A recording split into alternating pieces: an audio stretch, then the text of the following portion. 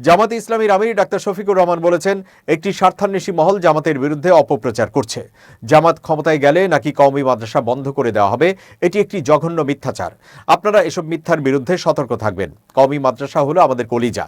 তিনি বলেন, তারা দিনকে ধরে রেখেছে। যারা আলেমদের ভয় দেখায় তারা মূলত মতলববাজ।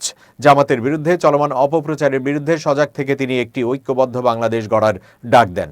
শুক্রবার ফেনীর পাইলট স্কুল মাঠে জেলা জামায়াত আয়োজিত নির্বাচনী জনসভায় প্রধান অতিথির বক্তব্যে তিনি এসব কথা বলেন। বক্তব্যের শুরুতেই জামাত ইসলামীর আমির ডাক্তার শফিকুর রহমান জুলাই বিপ্লবে ফেনীর রাজপথে শাহাদত বরণকারী তরুণদের প্রতি গভীর শ্রদ্ধা জানান।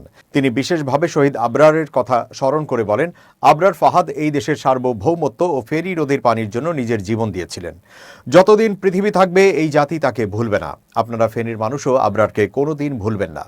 আধিপত্যবাদের দালালরা তাকে সহ্য করতে পারেনি, কিন্তু তার রক্ত আজ আমাদের প্রেরণা। তিনি বিএনপির চেয়ারপারসন বেগম খালেদা জিয়ার কথা স্মরণ করে বলেন, ফেনীর মাটির গর্বিত সন্তান বেগম খালেদা জিয়া।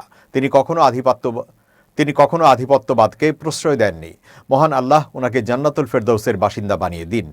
জামাত ইসলামীর আমির দেশের বর্তমান রাজনৈতিক পরিস্থিতি ও ফেনীর উন্নয়নে তার দলের অঙ্গীকার ব্যক্ত করেন।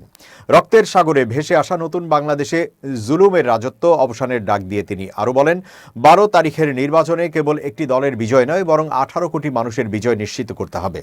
বিগত বন্যায় ফেনীর ভয়াবহ ক্ষতির কথা স্মরণ করে ডাক্তার শফিকুর রহমান বলেন, জামাত সে সময় রাজনৈতিক স্বার্থ না দেখে কোমর সমান পানি ভেঙে জনগণের পাশে দাঁড়িয়েছিল।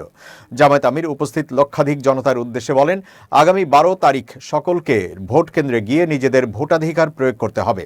তিনি একটি বৈষম্যহীন ও সমৃদ্ধ বাংলাদেশের প্রত্যাশা নিয়ে সকলকে ঐক্যবদ্ধ হওয়ার আহ্বান জানান।